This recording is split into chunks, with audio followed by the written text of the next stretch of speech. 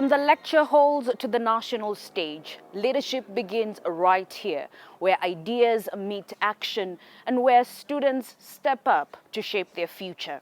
We're coming to you from the Catholic University of Eastern Africa, where they recently held their student elections. And as the dust settles on campaigns and celebrations, one key question remains. Why does the youth vote matter? Why should young people be involved in the ballot, not just at the campus level, but at the national level as well? Today on The People's Lens, we explore the power of the ballot and how it can change not only our future, but our lives as a nation. Well, we'll be speaking to newly elected student leaders, students themselves, and experts on what the youth vote really means and its space in the country's democracy. This is The People's Lens, where your voice meets change. I'm Ashley Mazuri. And I'm Jesse Rogers. Join us till the tail end. The importance of tertiary elections. They build a culture of democracy early. They shape real policies that affect student life. They prepare students for national leadership. They strengthen representation and inclusion. They encourage political awareness and critical thinking. They reduce apathy among the youth, and they prevent external interference and toxic politics. As CUEA, you just had your student elections not too long ago. Kindly talk to us about the importance of civic education, not just at the campus level, but equally at the national level, as you look forward to the students actually moving from the campus level to life as members of the society. How important is civic education? First and foremost, to be readers in their own right. So the ramifications of that even as they leave university, right? We are talking about student leadership, not only here, even in preparation for future life.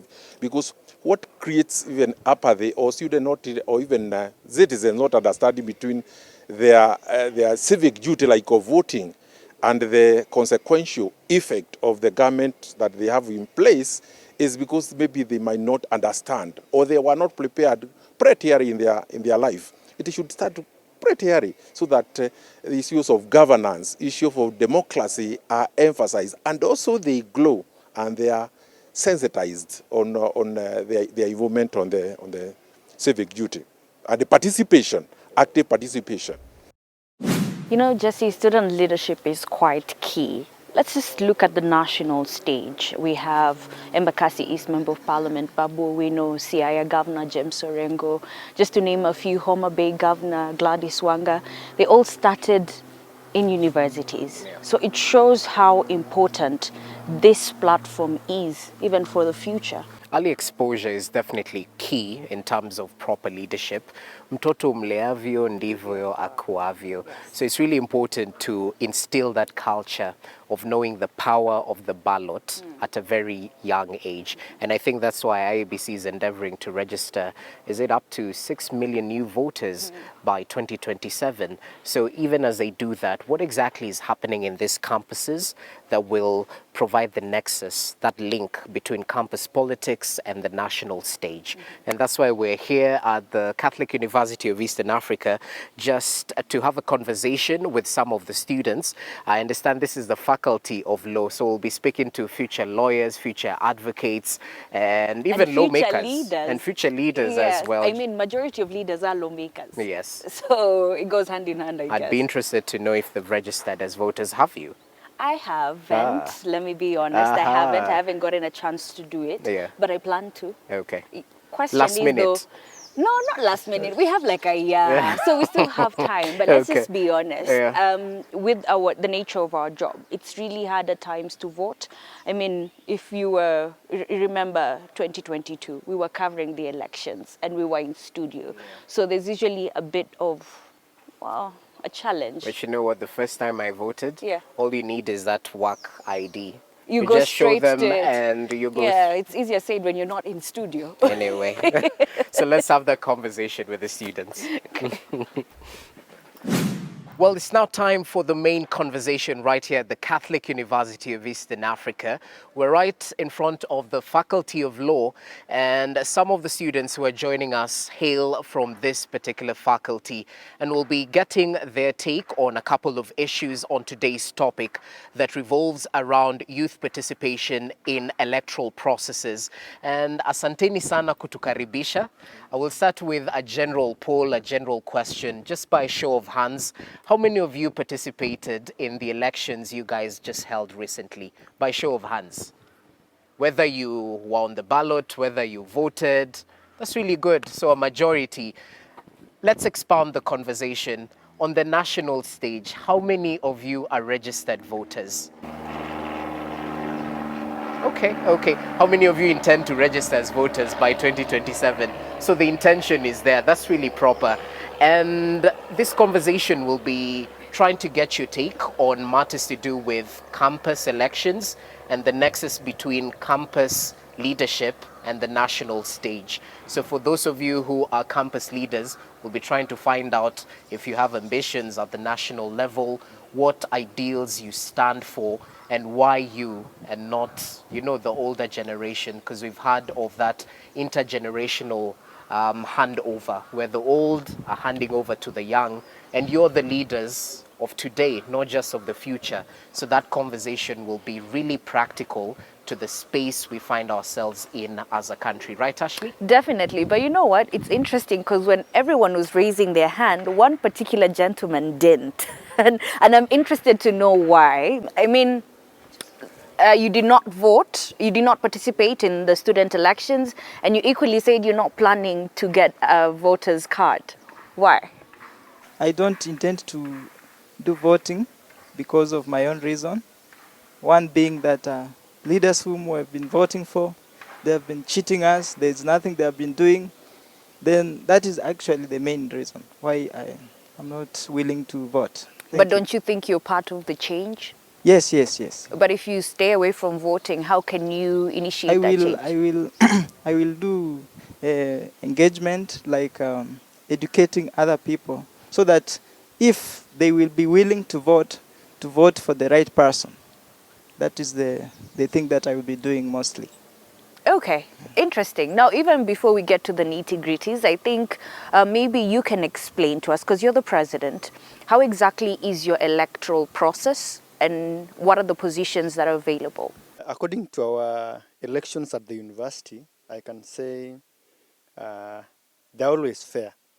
At the end of the day, the majority wins, carries the day. And at the executive level, we have 7 positions. We have the president, we have the deputy president, we have the secretary general, the deputy secretary general. Because this is an international university, you also have that international rep to represent the international face. And then we also have the treasurer who is in charge of finances. And we have one branch. Langata is the main campus, and then Gaba in Eldoret is the branch university. So you find that the secretary general and the deputy president, they are based in the Eldoret campus. Then after the executive level, when you come down, we have the committees, which are like the cabinet. So because for the government to deliver, we must have a strong cabinet. So after the election of the executive, we now sit down and come up with a strong cabinet. And they are like the cabinet secretaries and the principal secretaries. And there are around 8 ministries. The education, we have publications and research, we have spiritual movement, we have finance, we have sports, we have clubs, and there are around 8. Then from the cabinet, you now have like the governors. The governors, those are like at the faculty level. So each faculty, we are around 10 faculties, and each faculty has the governor. We call them governors, both the chair, the vice, and the secretaries. So we refer to them as the governors, deputy governors, and maybe a senator. Yeah. Process of electing, and I will even advise the IEBC to adopt our process. Okay. Because it is online. Yeah. So there's no reading.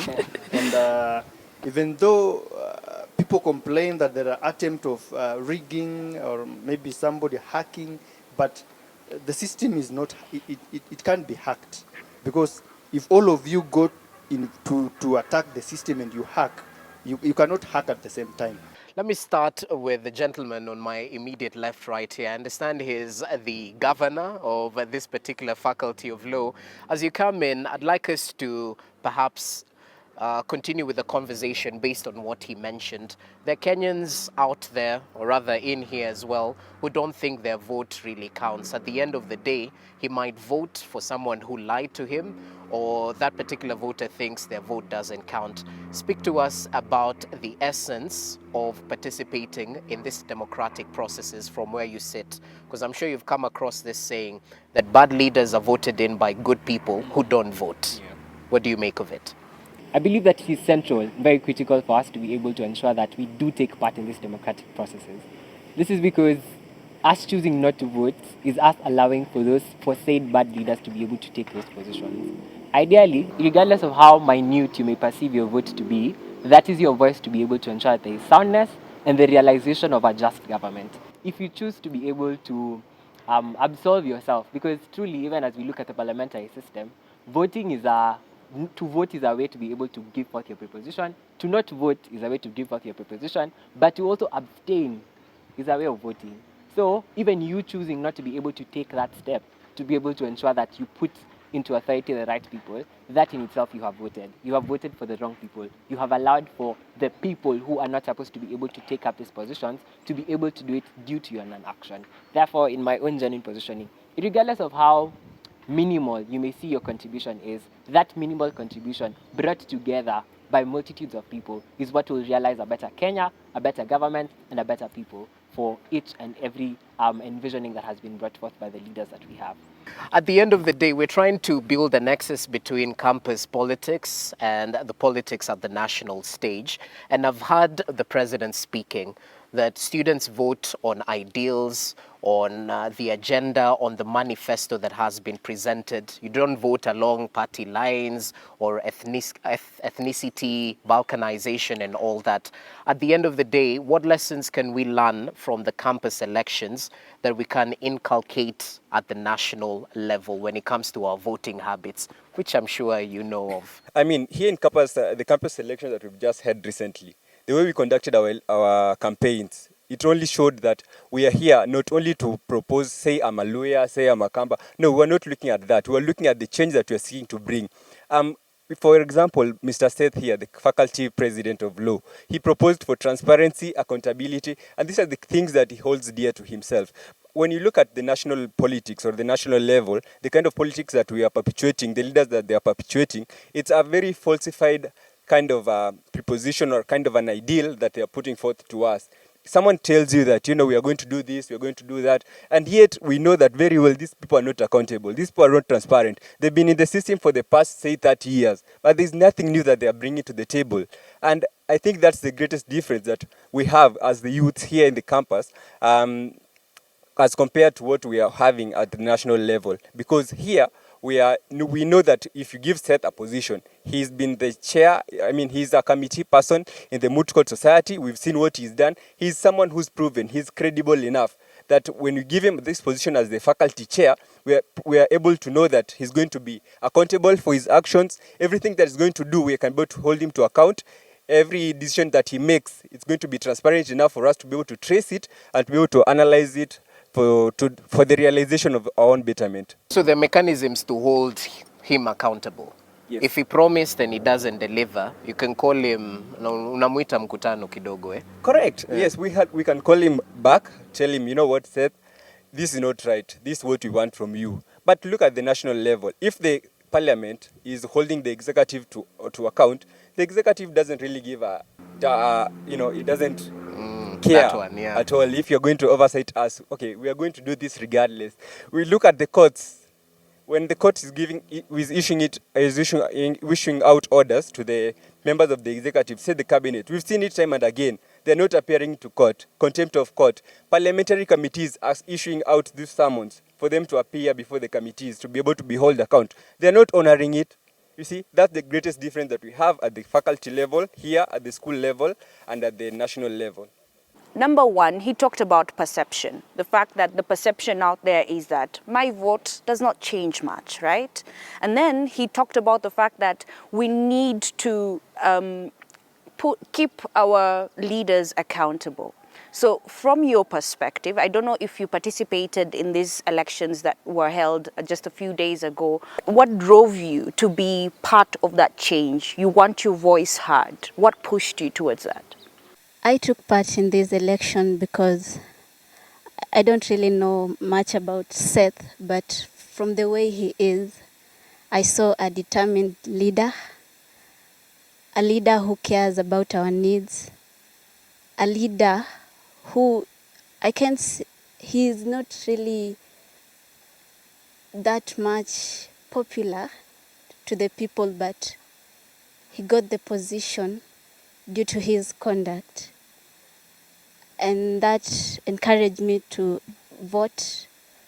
He encouraged me to choose him as the great leader he is. So I decided to go with Seth. So we're looking at it from a different perspective, not only from this perspective where we are students, but also as citizens going forward. My question is, how important is this voting process here that will prepare us for the national stage? So if we are participating in school to elect leaders, we are preparing for the future. So our participation here is preparing us. When we go out, we are able to participate. Of course, there are those who are already students, but still are participating outside there. So whenever we see on how we are doing it at the school level, the way our brother said, that we do it maybe from ideas, getting the leaders talking to us. Ideally, we vote them ideally, seeing from the manifesto what they are going to do. So if I'm going out there as a citizen, I'm going to participate, like trying to fact-check the leaders or the politicians who are going to campaign, what are they giving us in their manifesto. Then thereafter, of course, when we talk about accountability, after they have been elected, we check on what they are doing, if they have really done what they wanted to do in their manifesto. I think that's my take. Okay, I had their general assemblies. Is it possible for you to give feedback even prior to the general assembly, and how do you go about it? Yeah, during the General Assembly, I think we hold these guys accountable. Then you don't even need to wait for the assembly, because we are here with them. I can ask them personally, you said you're going to do this, you have not done.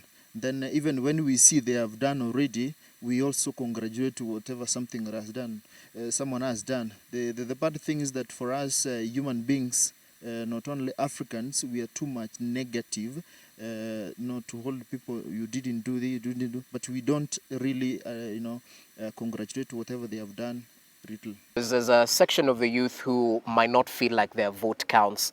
And at the end of the day, how can we encourage youth to participate, whether it's in terms of registering as voters, whether it's participating in elections themselves? How can we make it more appealing, more enticing to the youth? Because at the end of the day, there's someone who raised this question that I've registered as a Kenyan citizen, I have an identity card. Why can't I vote with that? Why can they make that process so seamless for me, or even vote at the comfort of my home just using my phone? So are these proposals you want inculcated by the IEBC to make it more appealing to the youth to participate in these electoral processes? Talk to us. First of all, voting is just not only putting leaders in position. It's just a matter of what do you know or what do you want in the future. So when we are supposed to encourage our fellow youths, to take part in the voting processes, that means we are seeing the future of our nation, or rather we are seeing the future of our university. So these processes, the reason why they are the way they are, because sometimes you cannot get a good thing without struggling. You have to struggle first before you get that good thing.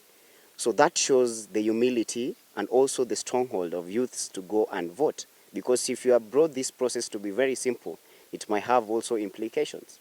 So we want it to be so tight enough, and we want also to encourage the youths that let us take part in this process. Because evidently we have seen the leaders that we put from the past years, they are not sustaining us how we want them to sustain us. So the revolution that has been since 2024, 2023, that shows enough reason that why we should vote, because these leaders are not doing what we expect them to do. So in other terms, I want to just encourage the youths. Let's take these votes. Let's vote in the leaders that we feel are legible enough for the Kenyan government or for the cause of the Kenyans. I'd like your take on the challenges youth face when vying for these electoral positions. You can draw similarities from the contest in the campus or equally at the national stage, where we hear money is a major factor and most youth are locked out of these elective positions because they don't have the machinery to back up their campaigns. So talk to us about some of the challenges you've experienced. Why is money key during a campaign? Communication and messaging, logistics and operations, hiring skilled personnel, voter mobilization, building candidate visibility, monitoring and protecting the vote, research, data and polling, credibility and perception. The first challenge is money, whether in campus or at the national level. So in campus, what do you need money for? In campus, you need Posters, money what? because, one, in any election process, you have to come up with campaigning material. Okay. You have to feed your people. Because if I take Festus to be my campaigner, he can't go hungry, shouting for BK, BK. Yeah, he has to get something to eat. Okay. The delegates are the ones who are voting. And I would urge members of parliament to change this act so that we can allow students to vote for the president and other executive leaders. So that, when you are calling these delegates to talk to them and sell them their vision, you cannot even give them only water. You see, you also have to buy food and give them something to eat, and even give them airtime so that they use that fare that they have walked from their places to come and listen to either your ideas, your vision. We don't know if they will take it or they will leave it. So is that a bribe or facilitation? It's not a bribe. It's just appreciating them, because this guy has sacrificed his time. Okay. Yeah. Okay. He has left classes to come and listen to you. Okay. And he has also used fare that was not budgeted for her, for himself. Yeah. Then looking at going back to the national level, you find that with the youth, we are getting it problematic to get to those positions because we don't have money. After campus, you'll find that maybe I'm broke. Then we have a youth who is vying to be an MC and he's also broke. He's not giving me something. Maybe if I approach him and I want to have this project, I want to start this, can you give me 10,000? And he can't give me the 10,000. But there is a giant kuka who is vying to be the MP and he gives me 20,000. And I start that project. You see, I'll take my vote to that kuka. Then at the end of the day, this youth, when they don't have money, they seems to be good. But when the moment they get money, money changes them. So the moment, and that's the reason as to why some of us, the youth, we don't support our own youth. Because whenever, there are people that they're not used to money. So when they get money, it's like, they have seen an angel or something. But that kuka, we have used him with money. We are used to him with those cars and those luxury things. So when we elect him, we're not even seeing the difference. So, and another problem is that the so-called the kingpins. You find that these political kingpins, they don't want to associate with the youth because the youth are not bringing something on the table. When you look at when you are vying for an electoral position outside there, you have to get the party ticket. Okay. It's either you are bringing numbers or money, and you find that when you are a youth, you don't have the money, you don't have the numbers, so you are just there. The process of getting a party ticket in Kenya differs slightly by party, but the core steps include: Step 1. Become a registered member of the party. Step 2. Apply for nomination. Step 3. Undergo party vetting. Step 4. Participate in party primaries. Step 5. Direct ticket through consensus or negotiation. Step 6. Tribunal and appeals process. Step 7. Issuance of the nomination certificate. So are you a member of a political party as you speak? Yes. Okay. Yeah. And how's the space right there? Is there space for youth within this national political parties? Is your voice heard? Yeah. Yeah, our voice, my voice is being heard, and our voices are being heard. What we need to do is just to come together and speak in one voice, so that we don't elect those leaders based on monetary or what they can give. I can give you an example. You know, if I use 5 million to campaign for you people to get that position, definitely when I get the position, I'll be thinking of returning my investment. And the salary I'm being given as a governor or as an MP cannot bring back what I invested to get this position. So I'll use your road money, the education money. That's when you start complaining that I'm not doing anything. Yeah. Okay. Don't you think whatever he's saying is part of the problem that we have in the country? Because our system, for lack of a better way of terming it, is corrupt from the ground. Because tell me, I don't have money and I want to vie, but because I don't have money, I don't even have 100 bob to facilitate, then automatically it locks me out. Don't you think this should be part of the change that we keep on saying we want change? And this system ya kakitu kidogo ndio shida.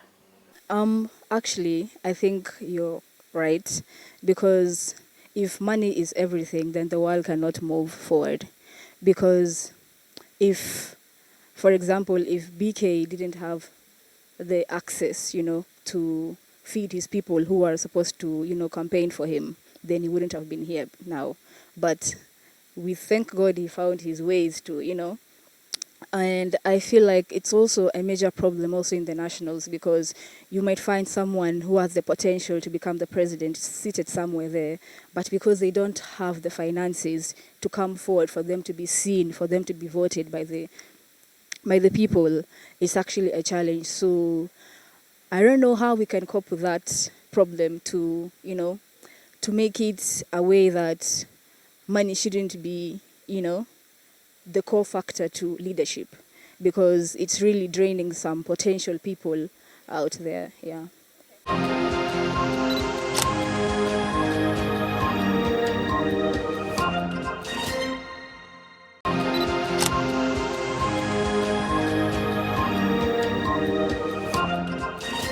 We keep on saying we need to drain the swamp. How do we drain the swamp when, no offense, Mr. President, one of our future leaders thinks first, I need to have money for me to be able to get there? Don't you think the system is corrupt from this stage?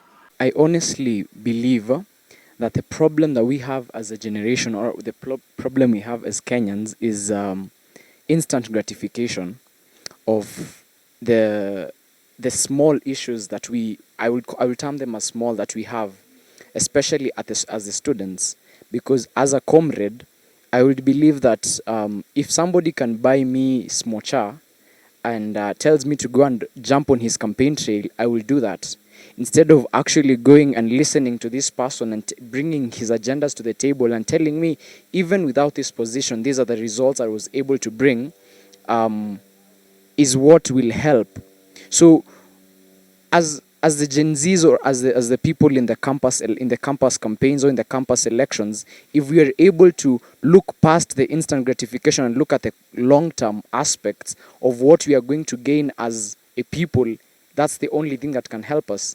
So money isn't a non-factor, but it should be.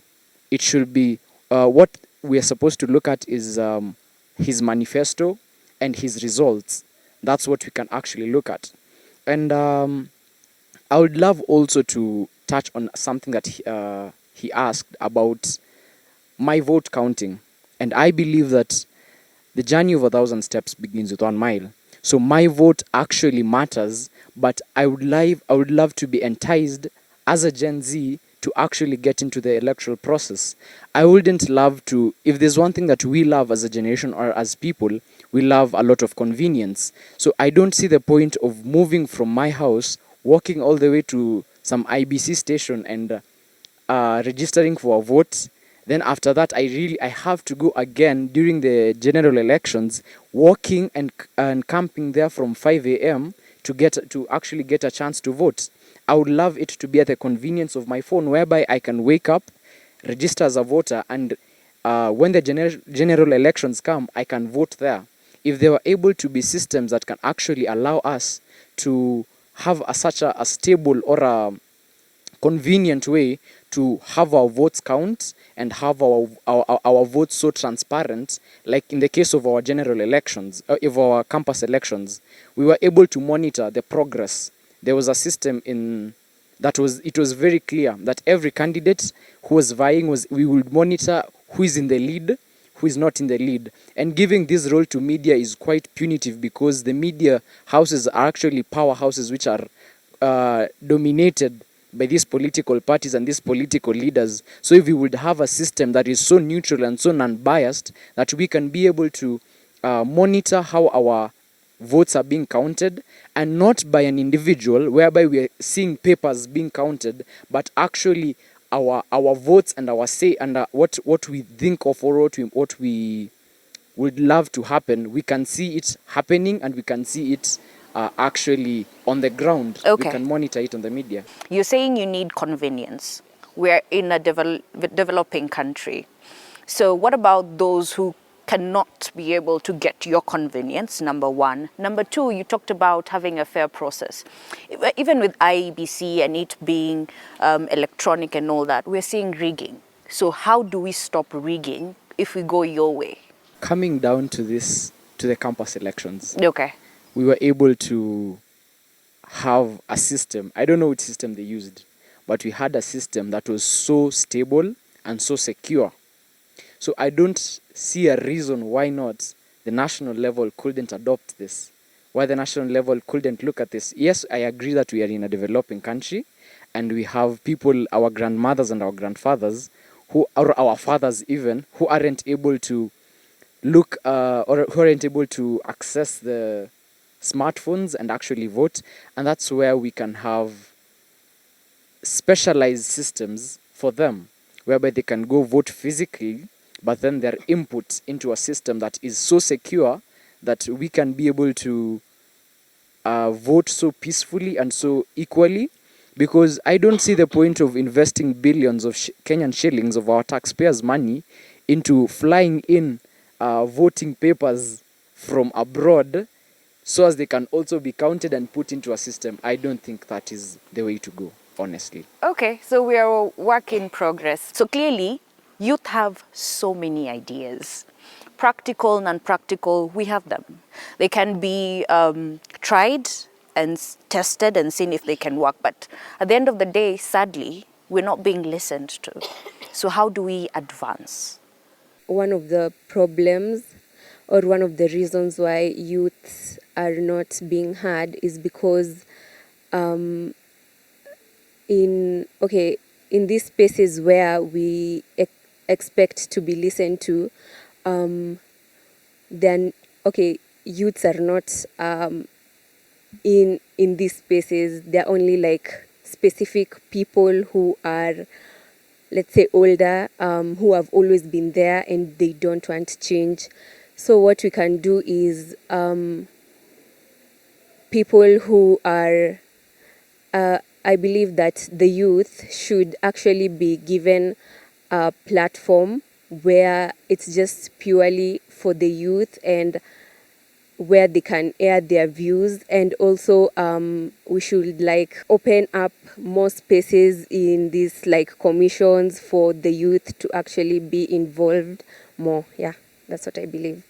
How can social media be used to enhance voter registration, youth participation in elections, or is that a fallacy? How do you think social media technology can be used? Because he mentioned he'd like to vote at the convenience of his phone. You know, he doesn't have to line up. Do you share the same sentiments? social media should actually play a big role in the electoral process because most of the youths are actually involved in social media. So if, for example, a candidate is wants to vie, them being able to bring their views and their like manifestos in social media is going to attract like a lot of attention from the youth. They're going to go through what the manifesto is talking about or what the candidates are actually vying for and what they want to improve or to better if they are given the opportunity. I'm pretty sure you've heard of this narrative, ni mwizi wetu. I'm trying to find out the role of ethics, integrity, and accountability in campus politics. I don't know if that's a common narrative huku ati ule aliiba but ni wetu bado, because at the national level we hear of chapter 6, but it's not usually put into so much context when it comes to vetting who is a real leader and who is not. How can we enhance this issues to do with ethics, integrity, accountability, not just at the campus level, but at the national level from where you sit? For us to see or to understand or to know that you are ethical or that morality is part of your basis as a leader, I think what I know in the context of what I believe is that the fruits will always reflect what you do, what have you done already that shows us that this person can actually deliver, can actually be the leader that we are hoping, a leader that we need, a leader that can actually solve our problems. Your actions always reflect. It usually reflects. It's not something that you can just say by words. It's something that is shown. It's very evident by your actions.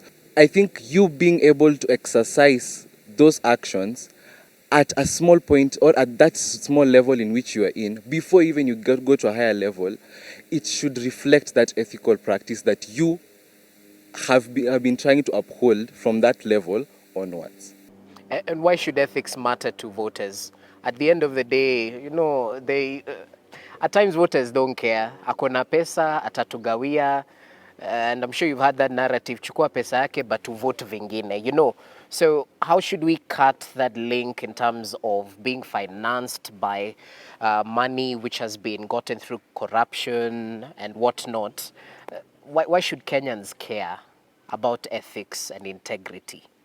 We say that we want changes to happen. We say that we want problems to be solved.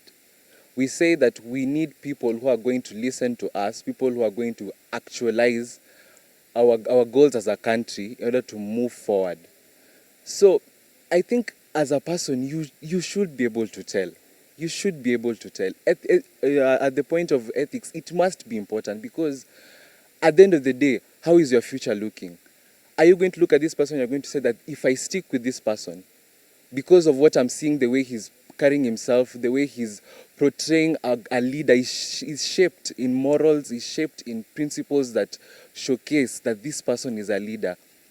With this being put into account, in the future, I know that my goals the goals as a country are assured, my goals are secure at the end of the day. So I think ethics matter because we are supposed to be agents of change, but the change in which we are trying to be agents of can only happen if we elect somebody we know the change can actually be actualized. Dealing with other problems, we have so many issues. We can't keep on going back to the same problems each and every term, and yet we have an opportunity to tackle some of the problems now and be done with it. So I think ethics is really important. He said we are the agents of change. But I want us to just go back to last year. If you remember during the Gen Z protest, I don't know if you're following it up, but some leaders came out of that revolution, quote unquote. Some tried joining political parties, and what did we do? We bashed them. So here we are, we're saying we need change, we need youth. And then here on the other hand, we're the same people who are sort of putting them down. How do we sort of give everyone a chance? Because either way, everyone is going to pick their own path. It's just that we need to support each other. But how do we do that? So, in the last year's protest, when people joined political parties, for example, there was the president of the Law Society of Kenya joined a group in order to, I don't know what they were doing, but she joined that Ruto supported. And that's when she got a lot of hate from Kenyans. So that time, Kenyans had a lot of hate towards the man, but that way they chose that anger and they projected it towards her. So, but she tried, we are also agents of change, yeah, but we also need to know what our moral compass says. Because if my moral compass says that I should go with this person, the backlash, the noise behind me, they should not listen to it, because I know I am in the right and I should go with what my heart says. Because that's how we can, our leaders have a duty to all the citizens here in Kenya. That's why we should have that voice to make sure that we hold them accountable for what they promise to us. As much as you give them money, yes, as you're campaigning, you give them money, yes. But what happens you'll give them a meal for today, what happens tomorrow? Are they going to sleep hungry? Let's be honest, we each have different moral compasses. Like what is right to you may not be right to me. So even as we move this conversation forward, because either way, we're all going to vote. Yeah, one time, maybe 2027, 2032, who knows. How should we, as a generation, think with one voice?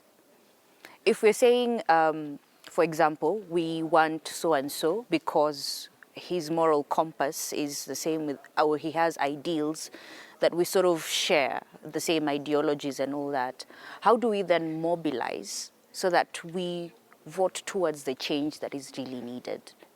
Actions speak louder than words. We've been lied before. Actions. Even with actions, yes. Pretenders. But in this case, we should look at the actions of these candidates, so to speak, not just their recent actions, which they would obviously be pretending so that we would put them in power. We should also see what they've been doing before then. This information can be found in the public domain. We can search for it quite easily and we'll find it. We should find this information about these people and propagate it so that throughout various media platforms, social media, news, radios, all that, so that people can understand what these guys really are, rather than what they show us as they try to claim these positions. Yeah, we should also look at what they've achieved and throughout other what they've achieved during other times in the past. All these put together with their current actions and their own words should show us what kind of person these people are.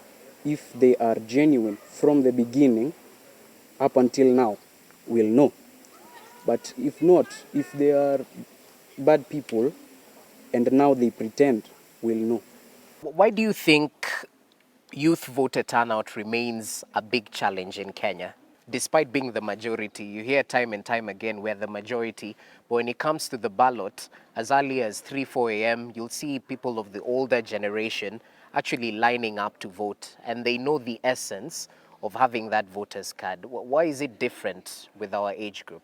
The reason why youth they turn out in low numbers, especially to vote, is because, you see, the youth have seen a leader who they did not want will be chosen, and he will not do what they wanted. He'll not keep up the promises, like maybe making roads and all that.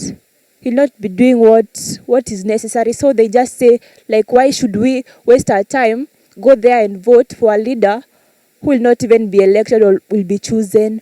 So they just think, but they should be, I think they should be educated so that they can know that voting is voting is right and their vote counts, but for the youth, some see that why should they waste their time there, knowing that even if they vote, their decisions will not count. I understand you're a student leader as well. What change would you like to inculcate as a leader, or at the national level? What type of leaders would you like to see in terms of their ideals, in terms of what they stand for, in terms of being a servant leader? Talk to us about that. If we don't vote, we are not voting for the future. Because they say that out of the hatred for the cockroach, the ants voted for the insecticide. And the fly, who did not vote, also died in the, in the spraying of the insecticide. So that is just to say that we must vote. Let us not just think that changes are made, pushing hashtags in social media. Yes, it is very good, because social media itself, also for me as a student reader, we use social media very, very well to the maximum, because all our engagers are in the social media, the TikTok, the WhatsApp, also Instagram, so that we can also reach each and every individual. Voter turnout it was around 40% generally, but we try to maximize on their turnout. They want that 30 seconds so that they can be able to vote. They don't want to line up for long lines, long queues, being burnt by the scorching sun. That's why they don't vote, or rather turn out to vote majorly. I don't know what the call to action will be right here, because there are some who had said they wouldn't want to vote at the end of the day. Some were really enthusiastic about whether it's registering as voters or taking part in the process itself. So perhaps two comments as we finalize this conversation. What's your take home in terms of matters engaging in this democratic processes, in elections, whether it's registering as voters? What's a call to action to the youth who are watching back at home and they're thinking, maybe these guys are universities, maybe hao watavote, but mi niko home, niko mboka, natafuta job hapa pale, sina hiyo time, na huyu mhesha nisaidii. So how do you change that narrative? Because you train a tree while it's still young, right? So any one of you, hands up, okay? Second, yeah. You can go ahead as we finalize. All the youth should ride on the ideal that less is more. Not promising that we are going to deliver less, but rather all the avenues that has been established will be stipulated that they will be maximized for the full benefit of the youth. That is to say that don't just look at the background of this politician. Yes, it is good, because at the end of the day, each and every individual will promise you a manifesto. They all come with a manifesto. But at the end of the day, what matters is their personality. Well, you said that chapter 6 talks about integrity. Are these people persons of integrity? Because if you are a leader, for example, you can't just be a leader out of nowhere. You must be a leader in other avenues. So what did you achieve in other avenues, in other positions of leadership? What were you able to accomplish when you were there? So that we can see you delivered this, and this is what you promised. So that at least you can bring you to account to what you promised earlier and what you are promising now. Youth should not be brainwashed by money, because money is sweet, yes. We all love money. It's absolute good to have money. But at the end of the day, what are you going to deliver? Your vote matters. Because if you don't vote, the other one who are going to vote, they'll vote to the person you don't want. So make your vote count. Just go and vote. All right, I guess that's a really good place to end this conversation, and I hope you've learned a thing or two. And as we say, or rather as I say, we learn so that we can teach each other, and we teach more, and that it's a trickle-down effect. So whatever you learn here, go teach someone else and tell them to pass that message. But thank you so much for making time. I know you're busy. Majority of you are law students. We do appreciate your contribution, each one of you. Asante, I'll think of this as a form of civic education.